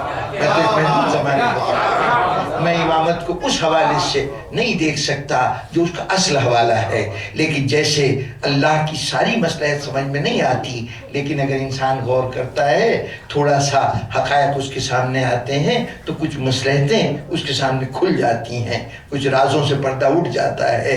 ایک بچہ کم سنی میں یتیم ہوا تھا، اس وقت تو محسوس ہو رہا تھا کہ بہت ناوقت موت آئی ہے باپ کی، کہ اس کے جانے سے بچے کا مستقبل تباہ ہو جائے گا۔ اس باپ کے جانے نے، اس احساس محرومی نے اس بچے کے اندر احساس ذمہ داری پیدا کی، بچے نے تعلیم حاصل کی، ہوتے ہوتے اس نے بڑی ترقی کی، دنیا میں بلند مرتبہ حاصل کیا۔ اب جس نے اس پورے سفر کو دیکھا، اس نے کہا اگر اس کا باپ زندہ رہتا تو عیش و آرام میں پلا ہوا یہ بچہ کچھ بھی نہ بن پاتا، آج جو کچھ ہے اس لیے ہے کہ بچپن میں باپ کا سایہ سر سے اٹھ گیا تھا۔ ذرا سے کینوس بڑھانا، ذرا سے فاصلہ آپ نے بڑھایا تو آپ کو مصلحت سمجھ میں آنے لگی کہ اس وقت جو اٹھایا گیا تھا شفقتوں کا سایہ، اس لیے اٹھایا گیا تھا کہ شفقتوں کا سایہ اس کی چھپی ہوئی صلاحیتوں کو ظاہر نہیں ہونے دے گا۔ ہم نے اس کے اندر جوہر بے بہا بھرا ہوا ہے، اس کے لیے ضروری ہے کہ اس کے اوپر سے یہ شفقت کا سایہ ہٹا دیا جائے۔ تو یہ تب سمجھ میں آیا جب ہم نے اتنا زمانہ دیکھا۔ تو اب ذرا سوچئے کہ جس کے سامنے ازل سے لے کے ابد تک واقعات کا رخ ہے، اس کے عمل کو میں اپنی زندگی میں کیسے سمجھتا ہوں؟ لیکن اتنا ضرور ہے کہ واقعات کے رخ کو دیکھ کر، حالات کو دیکھ کر ہم کچھ نہ کچھ سمجھ سکتے ہیں۔ تو یاد رکھیے اماموں کا تذکرہ اس حوالے سے ٹھیک ہے، پرانے لوگ مطمئن ہو جاتے تھے کہ صاحب یہ معجزے ہوئے، یہ غیر معمولی باتیں ہوئیں۔ آج جب ہمارے سامنے ہر شخص اپنے اپنے رہنماؤں کے معجزاؤں کے ڈھیر لگا رہا ہے، ہر شخص کہہ رہا ہے ہمارے پیر صاحب تو یہ کر دیتے تھے، ہمارے پیر صاحب تو یہ کر دیتے تھے، تو اب اس میں مقابلہ صرف اس کا ہے کہ تمہارا معجزہ بڑا ہے یا ہمارا معجزہ بڑا ہے۔ نہ دلیل وہ معجزہ ہے، نہ دلیل یہ معجزہ ہے، اس لیے کہ وہ دلیل بھی ایک شخص کی روایت ہے، یہ دلیل بھی ایک شخص کی روایت ہے، نہ اس کے راوی کے سچے ہونے کا کوئی ثبوت ہے، نہ اس کے سچے ہونے کا کوئی ثبوت ہے۔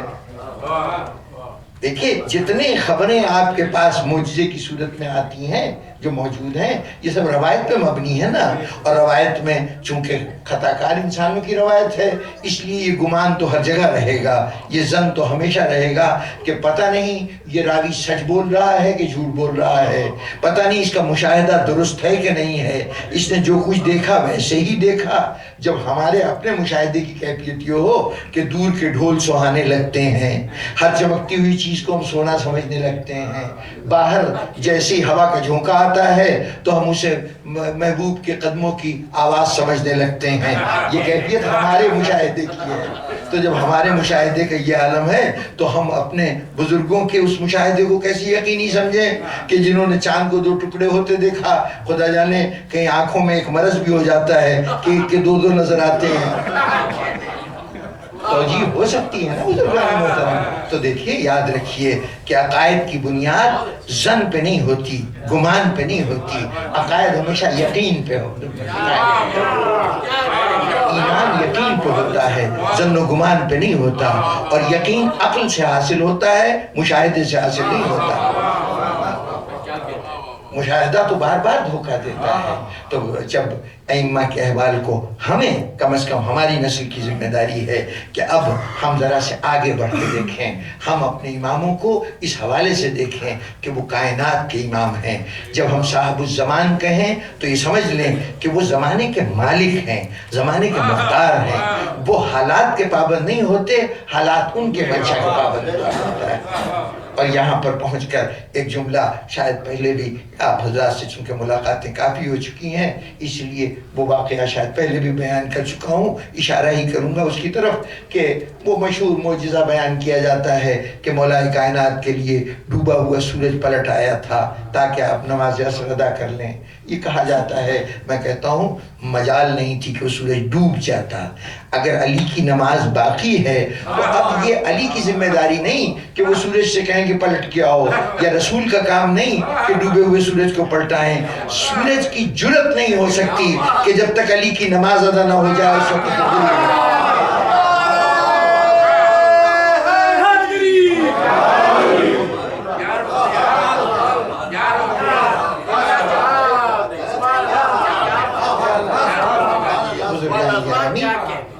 ہمیں تذکرہ کرنا ہے آگے۔ میں صرف اشارے کر سکوں گا، ظاہر میں عرض کر رہا ہوں کہ ہم تو جو کچھ بھی دیکھیں گے اگر کردار امامت کو دیکھیں گے تو یوں سمجھیے کہ یہ بالکل جیسے گھر کے دروازے میں ایک سوراخ ہو، اس سوراخ سے باہر ایک آہٹ ہوئی ہے، آپ یہ دیکھ رہے ہیں کہ کیا نظر آتا ہے، تو آپ نے دیکھا تو ایک چہرہ نظر آیا، آپ نے کہا کہ باہر ایک آدمی ہے، دروازہ کھولا تو معلوم ہوا 5 آدمی کھڑے ہوئے تھے، ابھی دروازے سے آگے بڑھے ذرا گلی میں جھانک کے دیکھا تو معلوم ہوا 25 آدمی گلی میں اور کھڑے ہوئے ہیں جو اسی دروازے پہ آنا چاہتے ہیں، اور اگر کسی کی اور نظر وسیع تھی مثلا اسی مجلس میں، اب یہ صورتحال یہ ہو کہ کھٹکا ہو تو ایک آدمی نظر آئے، دروازہ کھولا تو 5 نظر آئے، پارکنگ میں اگر باہر نکل کے دیکھا تو 10 اور دکھائی دیے کہ گاڑیوں سے اتر کے آ رہے ہیں، اور اگر کوئی صاحب نظر ہو، ہر مومن کے گھر کے اوپر اس کی نگاہ ہو ایک وقت میں، اور ہر مومن سے گھر سے چلنے والی گاڑیاں اس کی نگاہ میں ہو تو کہے گا ابھی 150 اور پہنچنے والے ہیں۔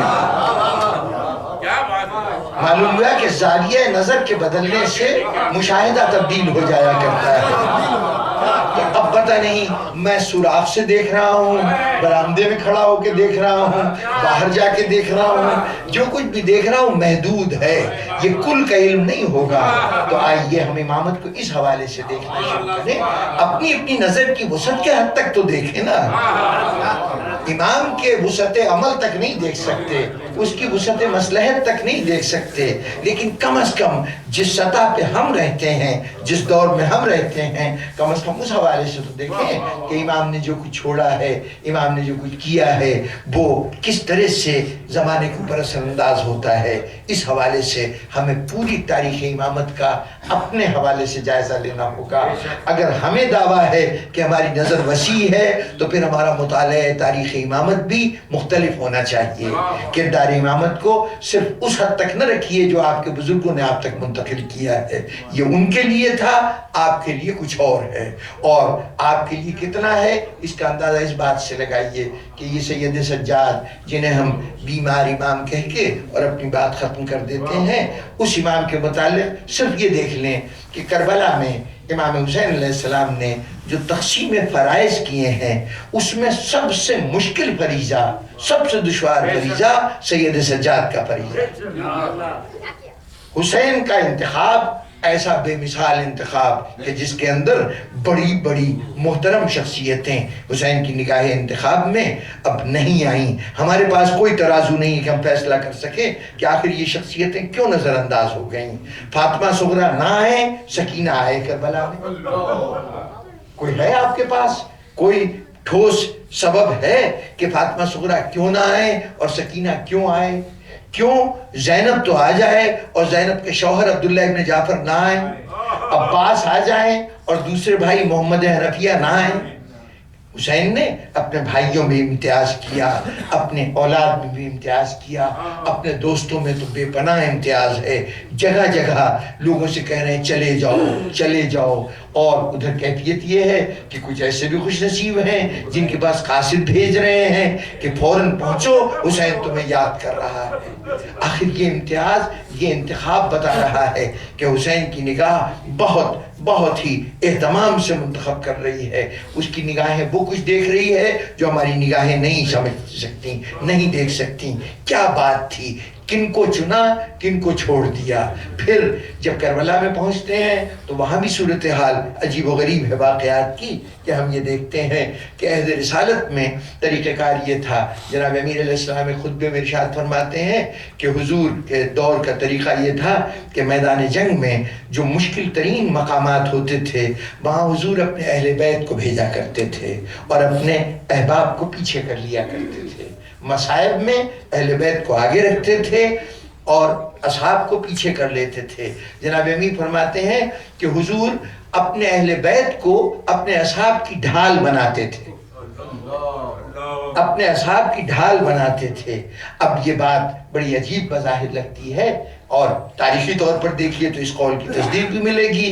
جنگ بدر میں جو پہلے 3 آدمی میدان میں اترے تو وہ 3 کے تینوں حضور کے اپنے خاندان کے افراد ہیں. جناب امیر ہیں، حضرت حمزہ ہیں، عبداللہ ابن حارث ہیں جو حضور کے عبیدہ بن الحارث ہیں جو حضور کے چچا زاد بھائی ہیں. اسی طرح جیسے جناب امیر چچا زاد بھائی تھے. اور جنگ احد کے اندر سب کی سب میدان سے چلے گئے. علی ابن ابی طالب سینہ سے پر رہے اور میدان کے اندر آخری دموں تک لڑتے رہے. 13 زخم علی کے جسم پہ لگے ہیں جنگ احد کے اندر. اور دوران جنگ آپ کا ایک بازو زخمی ہوا تھا تو آپ نے علم کو بائیں ہاتھ میں پکڑ لیا تھا. یہ جنگ احد کی بات ہے. پھر جنگ خندق کے اندر مارکے میں عمر ابن عبدود کے مقابلے میں جناب امیر کو میدان میں اتارا گیا اور وہاں پر عمر ابن عبدود کی تلوار کا ایک وار سر مبارک پر لگا تھا. جس وار کے اوپر ہی عبد الرحمن ابن ملجم نے وار لگایا تھا اسی زخم کے اوپر زخم لگایا تھا. یہ نہ سمجھیے کہ علی میدان میں جاتے تو زخمی نہیں ہوتے تھے. ہم سمجھتے ہیں کہ شاید یہ جرت کے رستے میں کوئی بڑی نامناسب سی بات ہوگی اگر یہ کہا جائے کہ علی زخمی ہو گئے تھے. نہیں، علی بھی میدان میں جا کے زخمی ہوا کرتے تھے اور زخمی نہ ہوتے تو ان کی جرت کا پتہ کیسے چلتا. جس کے جسم پر کوئی نقصان نہ ہو وہ گھنٹوں لڑ سکتا ہے جب تک اعضاء کے اوپر کوئی اثر نہیں پڑتا. مزہ تو تب ہے کہ جسم زخموں سے چور ہو اور پھر بھی جہاد کی جدوجہد میں کوئی کمی نظر نہ آئے، کوئی کوشش میں کوئی کمی دکھائی نہ دے. تو غرض ہر جنگ کے اندر یہ تمام شخصیتیں میدان جہاد میں آگے ہوا کرتی تھیں. کربلا میں صورتحال بالکل پلٹ گئی ہے. یہاں پر اصحاب پہلے میدان میں جا رہے ہیں اور اس کے مقابلے میں اعزہ بعد میں جا رہے ہیں.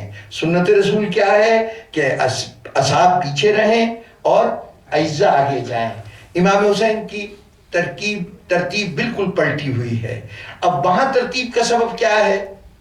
حضور کے ہاں یہ ترتیب کیوں ہے کہ اصحاب پیچھے اور اہل بیت آگے؟ اس کا سبب یہ ہے کہ جہاں خطرات ہوں، جہاں زندگی کو زیادہ خطرہ ہو تو جو یہ تعلیم دے رہا ہو کہ یہ جہاد شریعت کا تقاضا ہے، یہ جہاد شریعت کی ذمہ داری ہے، وہ خطرات میں پہلے اپنوں کو اتارے تاکہ دنیا سمجھ لے کہ یہ نہ سمجھنا کہ یہ صرف زبانی بات چیت ہے. وہ جہاں خطرات زیادہ دیکھتا ہے وہاں پہلے اپنوں کو میدان میں لاتا ہے. تمہیں تو بعد میں زحمت دیتا ہے کہ جب اپنے نہ رہیں گے تب تم آ جانا ورنہ تمہاری ضرورت ہمیں نہیں ہے. یہی دفاع کے لیے کافی ہیں. خطرات کی زیادتی کے اعتبار سے اہل بیت کے اوپر ذمہ داری زیادہ ہوتی تھی. اب کربلا میں صورت یہ ہے کہ یہاں خطرات میں کمی زیادتی کا سوال نہیں، وہاں موت کا امکان ہوتا ہے، یہاں موت یقینی ہے. میدان جنگ میں تو یہ گنجائش ہے نا کہ وہاں ممکن ہے کہ کوئی بھی سپاہی میدان میں جو گیا ہے بچ کے بھی آ سکتا ہے، مارا بھی جا سکتا ہے. جہاں خطرات زیادہ ہوں گے وہاں موت کا امکان زیادہ ہوگا، جہاں خطرات کم ہوں گے وہاں موت کا امکان کم ہوگا. تو اپنے اصحاب کو وہاں پہ رکھا کہ جہاں پر موت کا امکان کم تھا، اپنے اہل بیت کو وہاں رکھا جہاں موت کا امکان زیادہ تھا. یہ تو حضور کی پالیسی تھی. کربلا میں پالیسی بدل گئی ہے تو پالیسی بدلی ہے ترتیب کے اعتبار سے. جہاں تک خطرات کا تعلق ہے تو وہاں خطرے کا صرف امکان تھا، یہاں خطرہ یقینی ہے، یہاں موت ہر ایک کے لیے یقینی ہے. تو جب موت یقینی ہے تو اب مقابلہ یہ تو ہو نہیں سکتا کہ جہاں موت کا امکان زیادہ ہو وہاں اپنے اہل بیت کو رکھا جائے اور جہاں موت کا امکان کم ہو وہاں اصحاب کو رکھا جائے. یہاں تو موت یقینی ہے ہر فرد کے لیے، چاہے اصحاب ہوں یا اہل بیت ہوں. تو اب یہاں کسی دوسرے ترازو کی ضرورت ہے. وہ ترازو کیا تھی کہ جہاں مصائب زیادہ تھے وہاں پر اصحاب کو اہل بیت کو رکھا، جہاں مصائب کم تھے وہاں اصحاب کو رکھا. آپ کہیں گے مصائب کم و زیادہ کیسے؟ دیکھیے کربلا میں جیسے جیسے وقت گزرتا جا رہا ہے مصائب بڑھتے جا رہے ہیں. اور کیا مصیبت ہے؟ یہی ایک مصیبت دیکھ لیجئے کہ جو ابتدا میں جا کے شہید ہو جائے گا کم سے کم وہ پیاس جو صبح کو تھی وہ ظہر تک اس کی کیا کیفیت ہوگی؟ زمین آسمان کا فرق پڑ چکا ہوگا.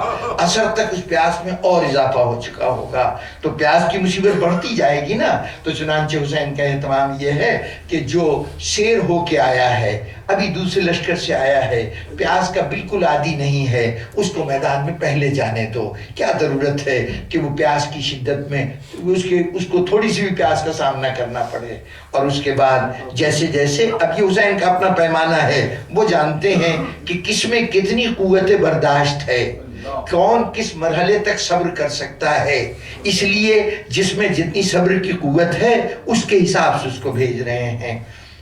ہماری نگاہ میں سب بے پناہ ایسے صابر ہیں کہ اس جیسا صابر دنیا میں کوئی نہیں ہے لیکن نگاہ حسینی میں ان میں بھی درجہ بندی ہے. حسین کی نگاہ میں جو کم صبر کر سکتا ہے جس کی برداشت کم ہے اسے پہلے میدان میں بھیج دو. جو مصائب کی زیادہ برداشت کر سکتا ہے اسے بعد میں بھیج دو. آپ یہ دیکھیے یہ مصیبت بھی معمولی مصیبت نہیں ہے کہ کوئی دوست اپنے دوست کا لاشا اٹھائے. یہ مصیبت معمولی مصیبت نہیں ہے کہ کوئی عزیز اپنے عزیز کا لاشا اٹھائے. تو حسین نے اس حساب سے بھی ترتیب قائم رکھی ہے. پہلے مرحلے پر عباس علمدار کو علم پکڑا کے گویا یہ کہہ دیا عباس اب تمہیں سب کی لاشیں اٹھانے میں میری مدد کرنی ہے تمہیں جان نہیں دینی. ہم سمجھتے ہیں کہ تم میں اتنی قوت ہے کہ تم سب کا جنازہ اٹھا لو. اور دیکھیے جب جناب عباس میدان میں جانے لگے ہیں تو مرحلہ کون سا تھا؟ حضرت قاسم کی لاش آئی تھی خیمے میں. وہ لاش جسے حسین اپنی ابا کے دامن میں باندھ کے لائے تھے. اس لاش کو دیکھ کے اب یہ تاریخ کا جملہ ہے کہ حضرت عباس نے آ کے کہا تھا مولا اب تو میرا دل سینے میں یعنی بے قابو ہوا جا رہا ہے سینہ پھٹا جا رہا ہے مولا اب ہمت نہیں رہ گئی اب مجھے میدان میں جانے کی اجازت دے دیجئے. گویا قاسم کی لاش پر عباس یہ کہہ رہے ہیں کہ مولا بس یہ مقام تھا کہ اس لاش تک تو میں نے دیکھ لیا اس کے بعد میں اب دیکھنے کی تاب نہیں رکھتا. میں کہوں گا بس یہی فرق ہے عباس تم میں اور تمہارے سید و سردار حسین میں کہ حسین ابھی قاسم کی لاش اٹھا کے لائے ہیں جس پہ تم کہہ رہے ہو کہ اب دل قابو سے باہر ہوا جا رہا ہے اور حسین ہے ابھی تمہارے سرہانے جائیں گے پھر علی اکبر کی لاش اٹھا کے لائیں گے. تو کیا کہنے اس ترتیب میں ہوتے ہوتے ایک تو دل چاہتا ہے کہ یہاں پہ کہوں کہ یقیناً مولا آپ نے جو ترتیب رکھی ہے وہ اس کی قوت برداشت اور اس کے صبر کے حوالے سے رکھی ہے. تو جتنے شہید ہو گئے جس ترتیب سے ہوئے ان کی برداشت اس میں ایک دوسرے سے زیادہ تھی یقیناً ایک دوسرے سے زیادہ تھی. یہاں ایک جملہ کہنے کو دل چاہتا ہے پروردگارا تیرے حسین نے عجیب و غریب معیار ہمارے سامنے رکھا ہے. جب پیمانہ یہ ٹھہرا کہ جس میں جتنی زیادہ برداشت ہے اس اعتبار سے وہ ترتیب کے اعتبار سے آخر میں بھیجا جائے گا. تو ایک ہم نے شہید ایسا دیکھا کہ علی اکبر جیسا شہید قربان ہو گیا عباس جیسا شہید قربان ہو گیا. مولا حسین آپ کی نگاہ میں 6 مہینے کا بچہ اتنا صابر تھا کہ اسے میدان میں آخر میں شہید کیا جائے. اس مرحلے تک وہ ہیں کہ جن کی قوت برداشت کربلا کی حد تک تھی لیکن اگر کوئی ان میں سے بچا لیا جائے تو کربلا کے سارے مصائب بھی برداشت اس نے کیے اور وہ بھی مصائب برداشت کیے جو کربلا کے بعد کے ہیں. اب کربلا کے بعد کے مصائب کیا معمولی مصائب ہیں؟ ان مصائب کی صورتحال یہ ہے کہ صرف اس واقعے سے اندازہ لگائیے وہ حسین جو صابر حسین ہے جس کے صبر کی کائنات میں مثال نہیں ہے. امام زمانہ نے کہا کہ مولا حسین آپ کے صبر پہ ملائک نے تعجب کیا ہے ملائک نے حیرت کا اظہار کیا ہے. وہ صابر حسین ایک مرحلہ آیا تھا جہاں یہ تو نہیں کہ صبر کا دامن ہاتھ سے چلا گیا لیکن ایک منظر تھا کہ جو حسین نہیں چاہتے تھے کہ وہ منظر حسین دیکھیں. وہ کون سا منظر تھا؟ وہ جب حسین زین سے زمین پہ تشریف لائے ہیں تو اس مرحلے پر کیفیت یہ ہے کہ آپ کا سر سجدے میں ہے، آپ اپنے رب سے مصروف راز و نیاز ہیں، اب کچھ اندازہ نہیں، جسم حرکت نہیں کر رہا، پتہ نہیں چل رہا کہ حسین کے جسم میں زندگی کی رمق باقی ہے یا زندگی ختم ہو چکی ہے۔ عمر ابن سعد اس شش و پنج میں ہے کہ حسین شہید ہو گئے ہیں یا ابھی زندگی موجود ہے، تو ابھی سی الجھن میں ہے کہ ایک مرتبہ شمر نے کہا میں تمہیں مسئلے کا حل بتاتا ہوں، ابھی بتاتا ہوں کہ حسین زندہ ہیں یا حسین ختم ہو چکے۔ کیا کیا؟ حسین کے قریب چلا گیا، نزدیک جا کے آواز دی سوارو آ جاؤ، چلو حسین کے خیموں کو لوٹ لیں، حسین کے خیموں کو لوٹ لیں۔ میں اتنا سننا تھا کہ ایک مرتبہ حسین نے کوہنیوں کے بل اپنے جسم کو اٹھایا، ایک مرتبہ مخاطب عمر ابن سعد ابھی حسین زندہ ہے، ابھی زینب کی چادر کی طرف ہاتھ نہ بڑھانا، ہاتھ نہ بڑھانا۔ حسین کہہ رہے ہیں کہ یہ منظر میں نہیں دیکھ سکتا کہ کوئی ہاتھ زینب کی چادر کی طرف بڑھے۔ اب سوچئے کہ سید سجاد کا انتخاب کس امتحان کے لیے ہوا ہے؟ سید سجاد کا امتحان اس سارے منظر کو دیکھنے کے لیے ہوا ہے۔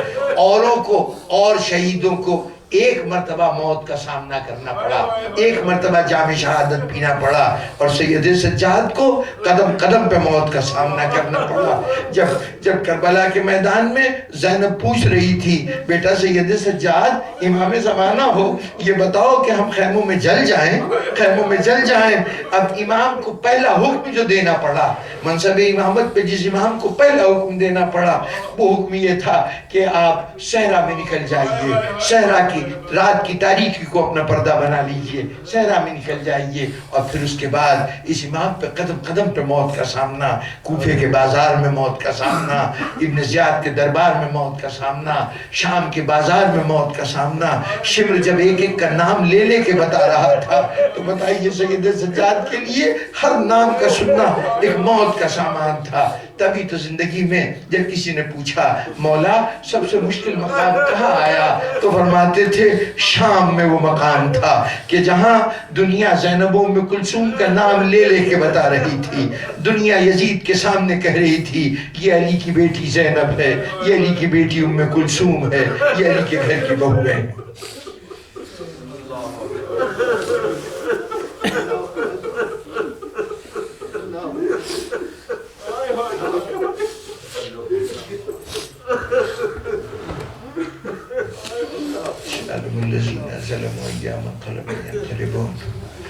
رب العالمین ہماری عبادت کو قبول فرما، یا اللہ ہمارے گناہ صغیرہ اور کبیرہ کو معاف فرما، صراط مستقیم پر ثبات قدم عطا فرما۔